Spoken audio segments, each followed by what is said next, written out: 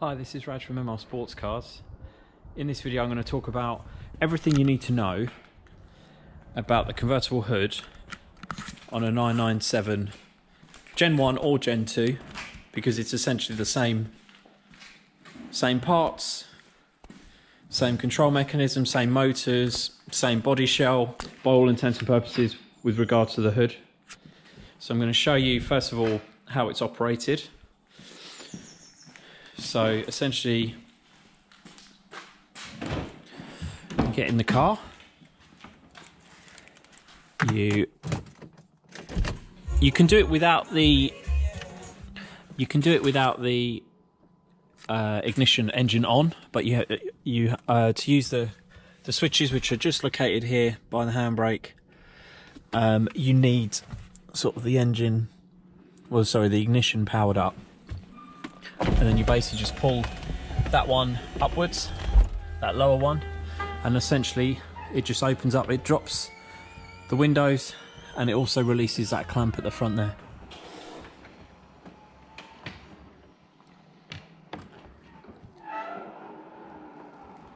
And then when it's done, it will raise the windows.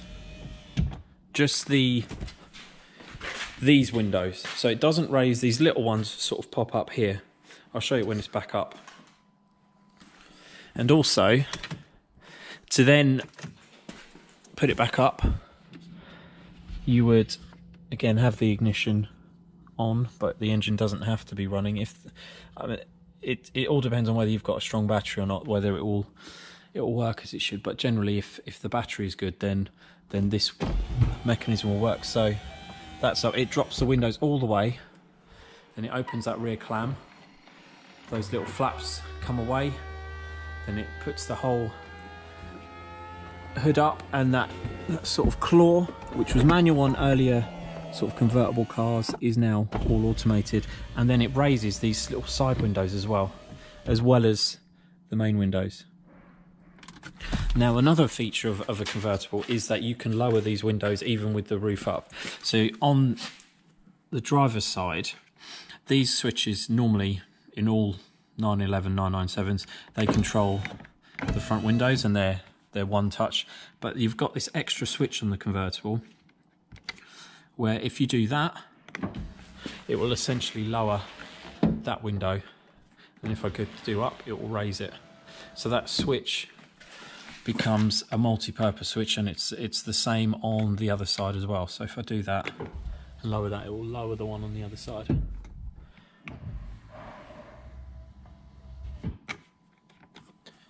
So by default it's set to the front window, so you would need to toggle it to there before operating those rear windows. So that means you can basically lower those ones, and then you can also lower the little ones. And if you didn't want the roof down, but you wanted a little bit of extra air in the car,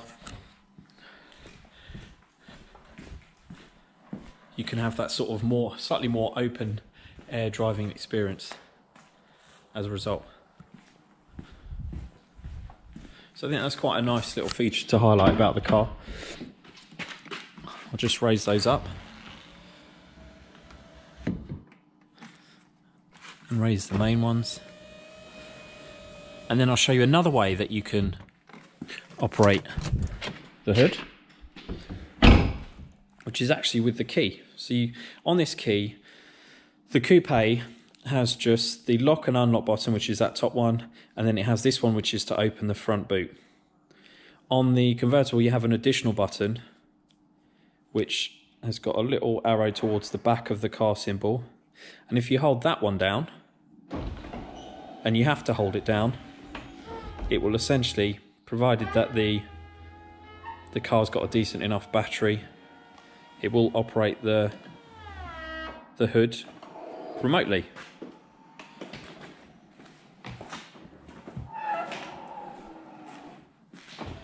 Raising those windows as the last stage. So that's when you know it's all finished, when those windows are up. And it also works to close it as well. So if you hold down that button again with it open, it will do the same thing again. And I'll actually stop it halfway to show you another tip on these cars, which is how to maintain the essentially drainage holes that sit underneath all of this area, so that you can make sure that they don't clog up and they don't let water come into the car. First of all, when you're buying one of these, the other thing to check, as well as the condition of the hood, that all that mechanism works, the first thing to do once you're in the car, you can actually, it really helped to see it in this car. This is a two-tone black leather and terracotta interior, which is very special. The car is actually Atlas grey. But so it helps me show you exactly where to go. But basically, there is actually a break in the carpet here. Even though it all looks fully carpeted with one seam, it's actually two. So you can pull that back, and you can actually inspect under here and inspect this foam as well to make sure this is all dry. Because essentially, if the drainage holes that are located here are blocked, or if these rubbers have perished too much, it will allow water to flow in here, flowing along here, and you can also see under this seat as well. So these are held on with Velcro. If there's a pool of water here, that's not a good sign. That actually is pointing to ingress of water through those drainage holes that I've mentioned that are just behind here, and I'll just show you those. But basically, the issue with water coming in here and on the driver's side as well is that there is a whole bunch of electronics under these seats. There's the what's called the rear body control unit, and there can also be the phone module also under there. So you've got a real issue with water under those seats. Can actually lead to the whole car going haywire, because those electronic modules really do not like getting water in them. And what you'll find is the car will start behaving erratically. So the alarm will go off randomly.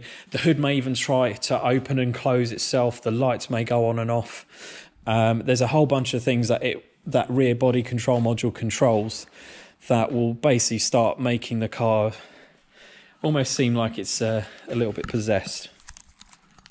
So I'll just do that hood. So again, holding down the button, and it's dropped those windows ready. It's lifted that clam. Right, so when this is part way up, I'll stop it. It's very hard to see on this. Let me just get a torch actually.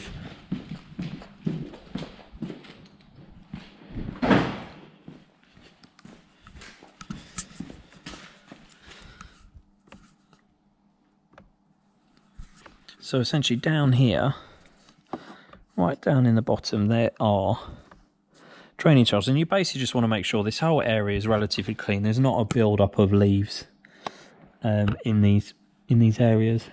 Just all of this section here needs to be cleaned out, just with a hoover, the brush, to make sure that this area doesn't overflow with water and cause water to go into the car. So just make sure there's no sort of excess debris. I've just washed this car, so actually there's a little bit of foam left under here. The other side I think is relatively clear. Well, there is actually a leaf just down there, so I'll have to grab that.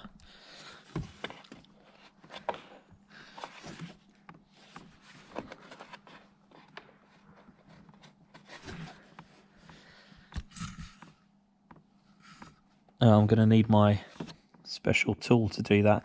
I have got a little sort of extending rod which has a little claw in the end, so I'm going to have to get that to pull that out. But essentially that's the kind of debris I'm talking about. And also in this area here, make sure these are all free of any loose stuff as well. But yeah, just have a good look around, clean all these areas. Likewise, in this area here, not many people know, but with the roof slightly up, it needs to be a little bit further up. You can actually hoover in all of that area there, which sits under that window. Let me just lift a bit more so I can show you. So that allows you to, so it is fine to stop it midway. Then you can essentially get in all that area where the hood is stored, you can sort of give it a good old clean. For those of you that like your detailing, that area can all be hoovered out. It's not particularly easy, but it is possible with the hood slightly mid mechanism, mid sort of going up. So you can see there's actually a couple of little bits. Again, make sure all of these holes are free of any dust and everything. Yeah.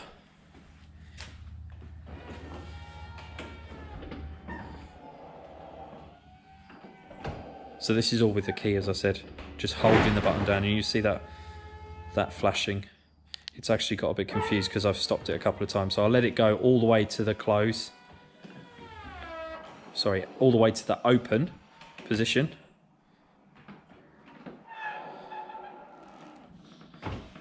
Actually, I'm going to leave it there. I'm going to leave it open. So yeah, there you go. This is essentially pretty much everything you need to know about the 911 hood. There are obviously, as I mentioned, those drainage holes that you need to make sure are all clear. The mechanism works all the way up, all the way down, drops the windows as it should, doesn't cause any errors to come up on the dashboard when you're doing it or after you've done it. And also make sure that the fabric is in good condition, so it's not got any rips or tears. It's waterproof. You can even just get a bottle of water, just chuck it over the hood to see whether it's repelling water as well. Ideally, you should treat the hood sort of every year. Autoglim do a great kit, which is a hood cleaner with a sponge to apply the soap. It's a special detergent that actually breaks down sort of bird poo, tree sap, all of that stuff on the fabric hood.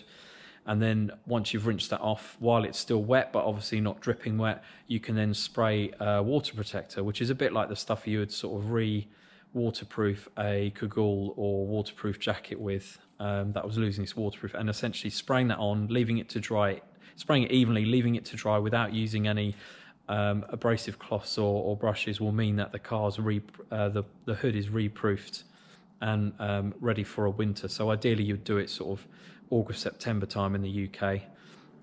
Obviously if you're in a different part of the world, whenever your autumn is to sort of start getting it ready for the winter, so that especially if it lives outdoors, that's the key thing, is to keep that hood regularly cleaned and regularly proofed so that you don't start having issues. All of that cleaning also means that if there is any dust or abrasion on the fabric hood, it's absolutely minimal, because having all that debris and with it opening and closing will cause the fabric to coarsely rub against each other, and it will lead to it to prematurely wear as well.